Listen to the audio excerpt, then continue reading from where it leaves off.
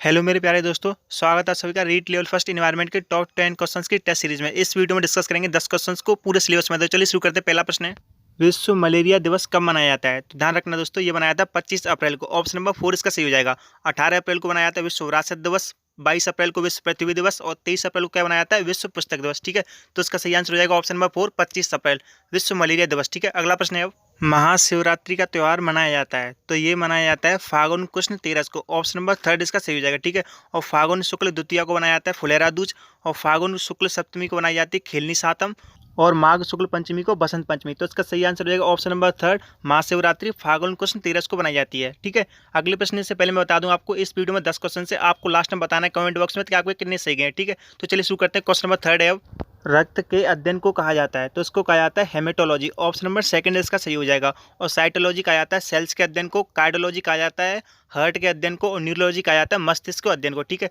तो रक्त के अध्ययन को क्या कहा जाता है? हेमेटोलॉजी। ऑप्शन नंबर 2 इसका सही हो जाएगा। अगला प्रश्न है, अब फ्लोराइड के अत्यधिक सेवन से कौन सा रोग होता है? तो आपको बताना है कि हम जब फ्लोराइड का ज़्यादा यूज करते हैं तो उससे कौन सा रोग होता है? तो उससे रोग होता है फ्लूओरोसिस। ऑप्शन नंबर 3 इसका सही हो जाएगा। ठीक है, वैज्ञानिक कहते हैं कि पानी में 1 ग्राम से ज़्यादा फ्लोराइड नहीं होनी चाहिए, नहीं तो हमें कौन सा रोग हो जाएगा?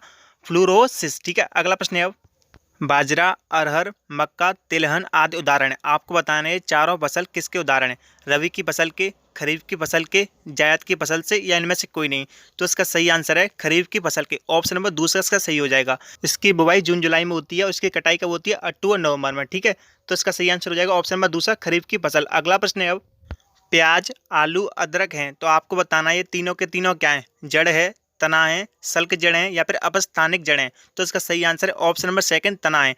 प्याज, आलू, अदरक क्या है? तना। ऑप्शन नंबर 2 इसका सही हो जाएगा। अगला प्रश्न है, अब राष्ट्रीय विरासत पशु कौन सा है? तो आपको बताना है कि भारत का राष्ट्रीय विरासत पशु कौन सा है? तो इसका सही आंसर हो जाएगा ऑप्शन नंबर 2 हाथी। हाथी भारत का राष्ट्रीय विरासत पशु है। ठीक है दोस्तों, आपको ये भी याद रखना है कि 22 अक्टूबर 2010 को भारत सरकार द्वारा एशियाई हाथी, कौन से हाथी को? एशियाई हाथी को राष्ट्रीय विरासत पशु घोषित किया गया था। ठीक है, और आपको ये भी ध्यान रखना है कि हाथी परियोजना भारत में कब शुरू की गई थी? 1992 में। कब की शुरू की गई थी?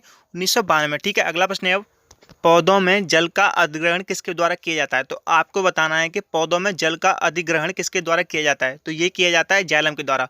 पौधों में जल का अधिग्रहण किसके द्वारा किया जाता है? जाइलम के द्वारा। ऑप्शन नंबर 1 इसका सही हो जाएगा। ठीक है, अगला प्रश्न है, अब फ्लोरीकल्चर संबंधित है, तो आपको बताना है कि फ्लोरीकल्चर किससे संबंधित है? ये संबंधित है पुष्पों की खेती से। ऑप्शन नंबर 2 इसका सही हो जाएगा। फ्लोरीकल्चर किससे संबंधित है? पुष्पों की खेती से। ठीक है, अगला प्रश्न है, झालावाड़ का वन्यजीव शुभंकर है, तो आपको बताना है कि झालावाड़ का वन्यजीव शुभंकर है। हम सबको पता है कि हर जिले के अलग अलग शुभंकर होते हैं वन्यजीव। ठीक है, तो इसका सही आंसर है ऑप्शन नंबर 4 गागरोनी तोता। ऑप्शन नंबर 4 इसका सही हो जाएगा। झालावाड़ का वन्यजीव शुभंकर क्या है? गागरोनी तोता। और मोर कहाँ का है? भीलवाड़ा का। और सांबर कहाँ का है? अलवर का। और पंचीड़ा कहाँ का है? धौलपुर का। ठीक है, तो दोस्तों आज की वीडियो में इतना ही। आपको कमेंट करके बताना है कि आपके 10 में से कितने मार्क्स आए हैं। ठीक है, एट लास्ट में ये बोलना चाहूँगा, प्लीज़ वीडियो को लाइक करना, चैनल पर नए हो तो प्लीज़ चैनल को सब्सक्राइब करना, और हाँ, थैंक यू सो मच।